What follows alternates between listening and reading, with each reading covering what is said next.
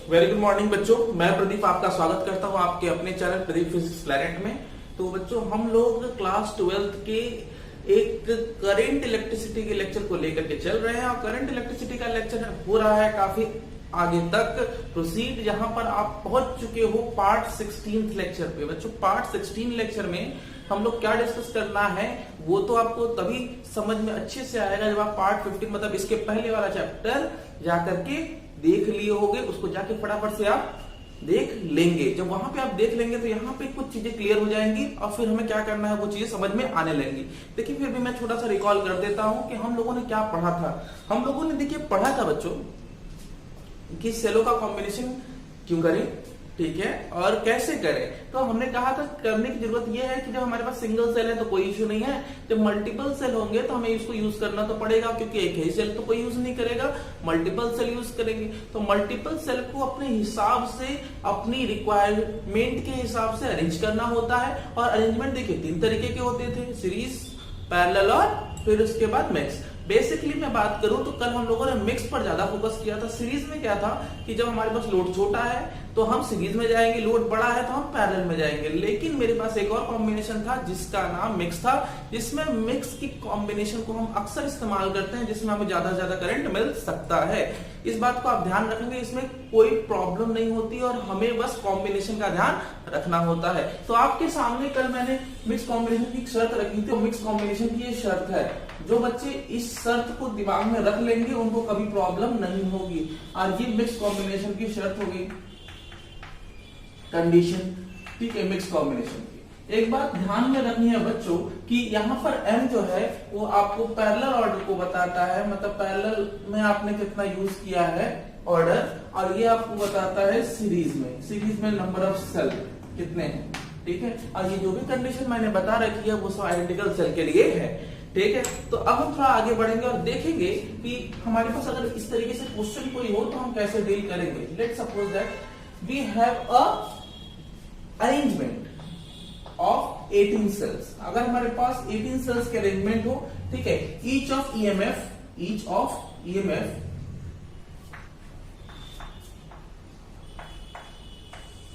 जो है वो 2 वोल्ट का है, ठीक है, 2 वोल्ट का, याद रखिएगा।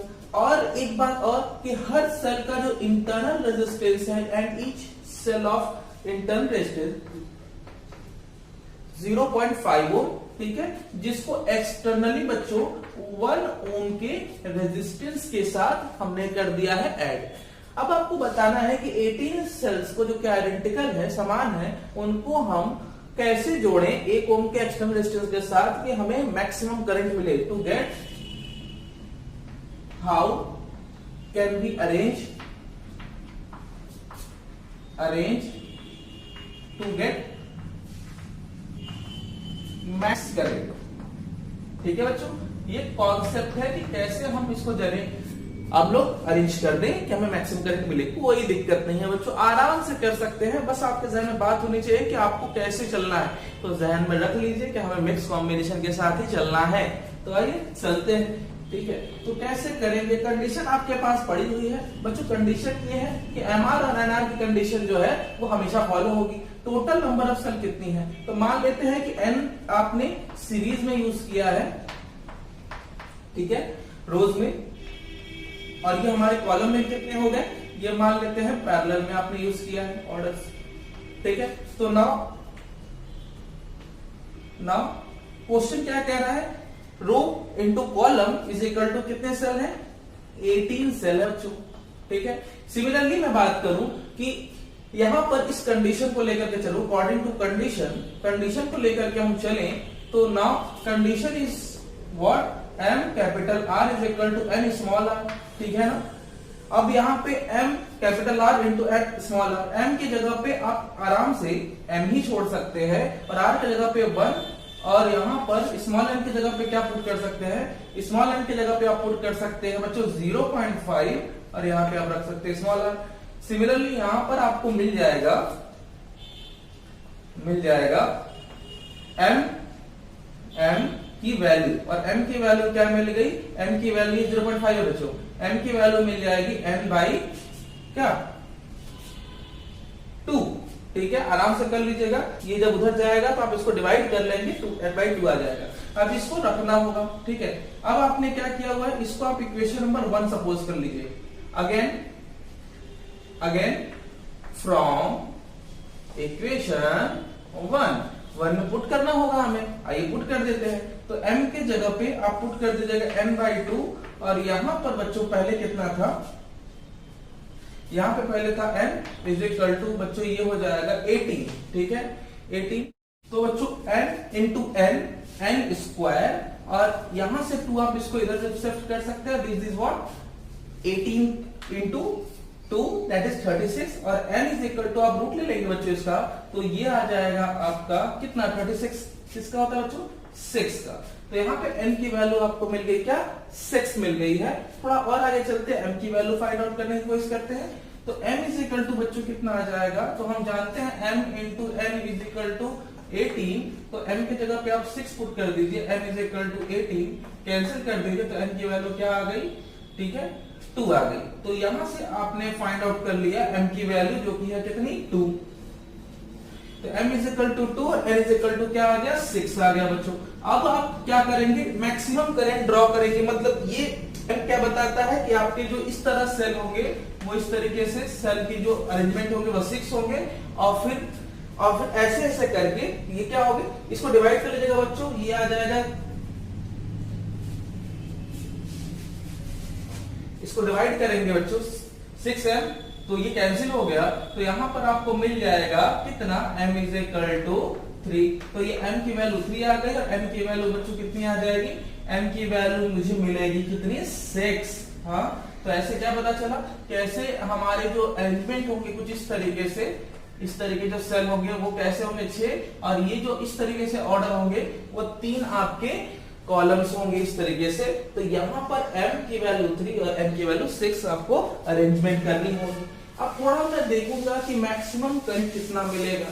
तो बच्चों ध्यान से समझिएगा कि maximum current, to get maximum current क्या करें, ठीक मैक्सिमम करंट के लिए मेरे पास उसके लिए भी कहानी है, ठीक है। जनरल फॉर्मूला इसका क्या था, इसका जनरल फॉर्मूला था mne upon mr plus mr, ठीक है रिमेंबर।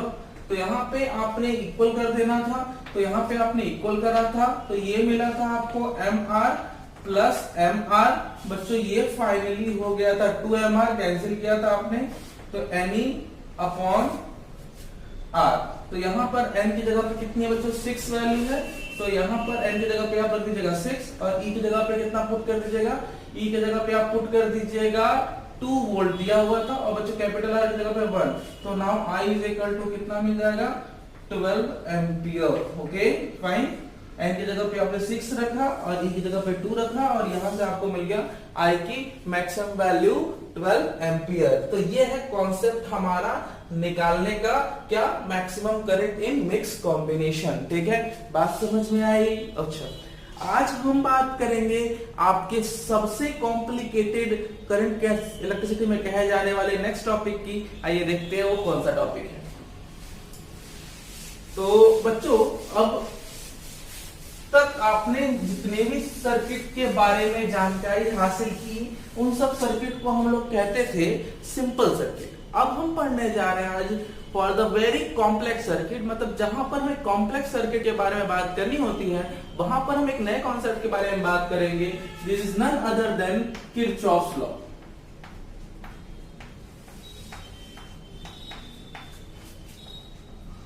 ठीक है, किरचॉफ्स लॉ क्या है, किरचॉफ्स लॉ थोड़ा समझने की कोशिश करें। देखिए जब मैं किरचॉफ के बारे में बात करता हूं तो किरचॉफ का हमारे कॉम्प्लेक्स सर्किट के सॉल्यूशन के लिए लॉज दिए गए हैं। अब किरचॉफ के आपके कॉम्प्लेक्स सर्किट किसे कहते हैं वो समझते हैं। जहां पे मैं बात करूं एक से ज्यादा सर्किट एक ही साथ अटैच हो, मतलब सारे के सारे ब्रांचेस, सारे के सारे लूप, सारे के सारे आपके मेसेज एक साथ एक्टिव हो जाए, तो ऐसे केसेस में हम ऐसे सर्किट को कहेंगे कॉम्प्लेक्स। ठीक है, उसमें ज्यादा सेल अलग अलग ब्रांचेस में डिफरेंट सेल्स एग्जिस्ट कर सकते हैं। ठीक है ना, तो यहाँ पे किरचॉफ वही बताते हैं। तो इट इज ऑल अबाउट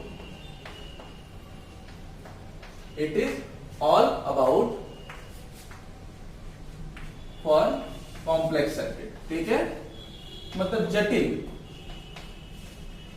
जटिल परिपथों के बारे में बात करूं मैं तो ये जटिल परिपथों के लिए है जिसमें एक से ज्यादा जुड़े होते हैं सर्किट। तो अब थोड़ा और आगे बढ़ते हैं, इसमें क्या, इसमें दो लॉज है, दो नियम, ठीक है, देयर आर टू लॉज, यहां पे दो नियम,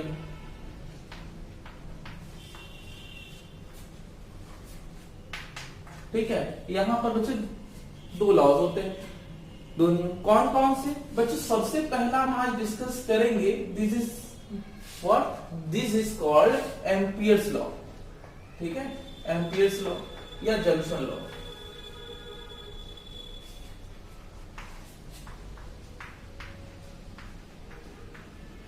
जंक्शन लॉ क्यों ये जंक्शन कहलाता है?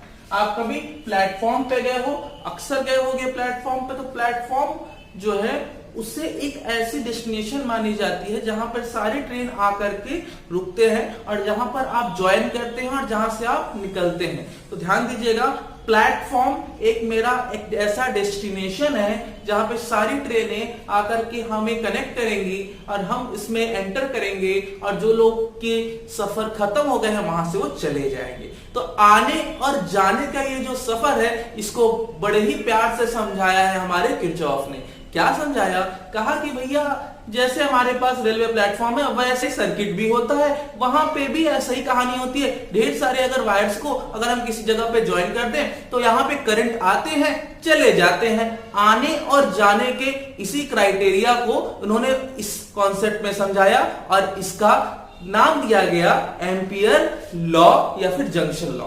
मतलब अगर हम डिफरेंट वायर्स को किसी एक पॉइंट पे जोड़ दें तो किसी एक पॉइंट पर जोड़ने के पश्चात मतलब ऐड करने पर उस पॉइंट पर कोई भी करंट नहीं होगा, उस पॉइंट पर कोई करंट रुकने वाला नहीं है। जितने अमाउंट में करंट आएगा उतने अमाउंट में चला जाएगा। उस जंक्शन पर जो करंट की वैल्यू होगी वो हमेशा क्या होगी?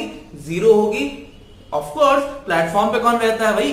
प्लेटफॉर्म पे कोई नहीं रहता, लोग आते और जाते रहते हैं। इसी को बड़े प्यार से हम लोग इस तरीके से दिखा सकते हैं। लेट्स सपोज दैट कि हमारे पास बहुत सारे वायर से कनेक्टेड एक पॉइंट है। इस पॉइंट का नाम हमने O फॉर ओरिजिन या फिर जंक्शन के लिए O दिखा दिया। यहां पे मान लिया कि यहां पे कोई करंट I1, यहां पे करंट I2, यहां पे करंट जो है I3 और यहां पे करंट I4 और यहां पे करंट आपने दिखा रखा है I5। ठीक है, कुछ इस तरीके से आना जाना लगा रहता है। अब यहाँ पे उन्होंने कहा कि according two ampere law, ampere के नियम से किसी संधि पर मिलने वाली समस्त धाराओं का अलजेब्रिक सम बीजगणितीय जीरो होता है। तो हम इसको रिप्रेजेंट क्या कर सकते हैं? Summation of I is equal to zero at the junction. मतलब संधि पर समस्त धाराओं का बीजगणितीय जीरो है। अब मैं इसको अलजेब्रिक सम से देखूं तो आने वाले को ऐड कर लीजिए अपने लिस्ट में और जाने वाले को माइनस, जो आए उनको ऐड कर लीजिए। तो जो लोग आ रहे हैं, लेट्स सपोज फ्रॉम द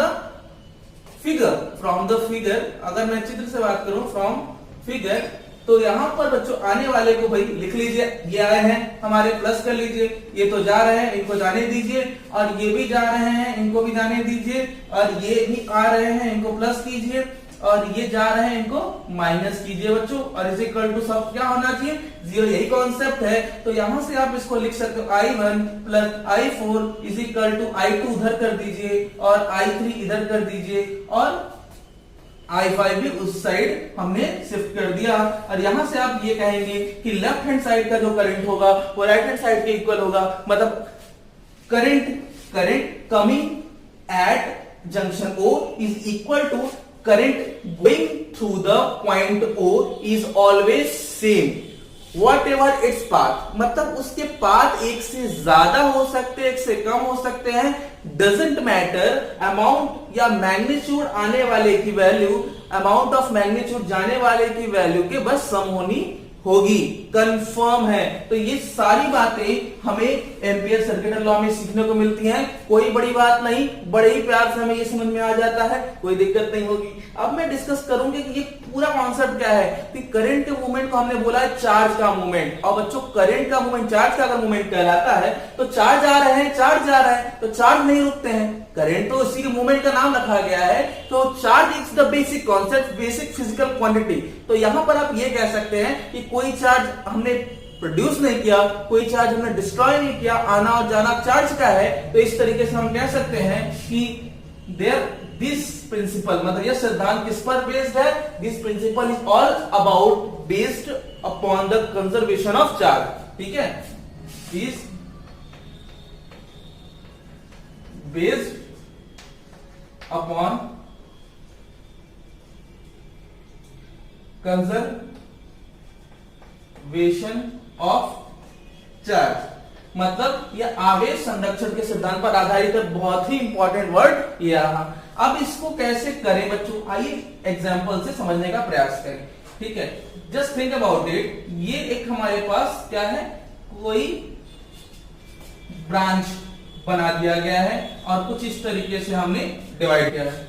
यहां पे P पॉइंट, यहां पे Q पॉइंट, यहां पे 3.5 एम्पियर, ठीक है, और यहां पे बच्चों 2.6 एम्पियर करंट एंटर कर रहा है। यहां से 1.2 एम्पियर की एग्जिट, और यहां पे आप कह सकते हैं कि 1.8 एम्पियर। तो बताना क्या है कि ये वाला एम्पियर कितना होगा, अगले वाले पॉइंट से कि कितना करंट ड्रॉ होगा। आइए करते हैं बच्चों, कितना देर लग जाएगा हमें इसको करने में, कोई दिक्कत नहीं है। ठीक है, आइए समझने की कोशिश करें।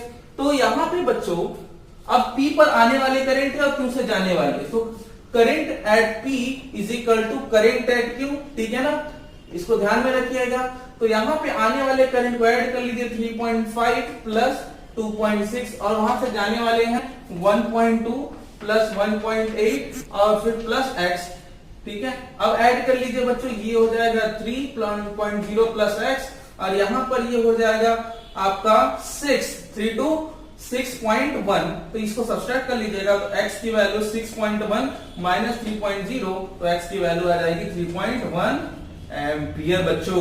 तो ये आ गया आपका x की वैल्यू। तो आई होप बच्चों ये वाली वैल्यू आप निकाल लेंगे। ऐसे किसी भी जंक्शन पे आप करंट की वैल्यू फाइंड आउट कर सकते हैं। तो बच्चों आज के लिए हम लोगों ने जो देखा है वो क्या क्या देख लिया। आज हमने देखा कि अरेंजमेंट का क्वेश्चन कैसे करेंगे और करेंगे कैसे किरचॉफ के पहले आपके लॉ को, नियम को सॉल्व। अब हम लोग को पढ़ना है सेकंड लॉ, जो कि थोड़ा सा लेंदी है, कोई दिक्कत नहीं, बड़ी आराम से करेंगे। तब तक के लिए अगर आपको बने रहना है अगले क्लास के लिए, ताकि हम आगे आप तक फिर से जानकारी पहुंचा सके, और अपने आइडियाज को हमारे साथ शेयर करने के लिए हमारे व्हाट्सएप पे या फिर हमारे कांटेक्ट नंबर पे आप कांटेक्ट हमसे कर सकते हैं। तब तक के लिए खुश रहिए, आबाद रहिए, जय हिंद।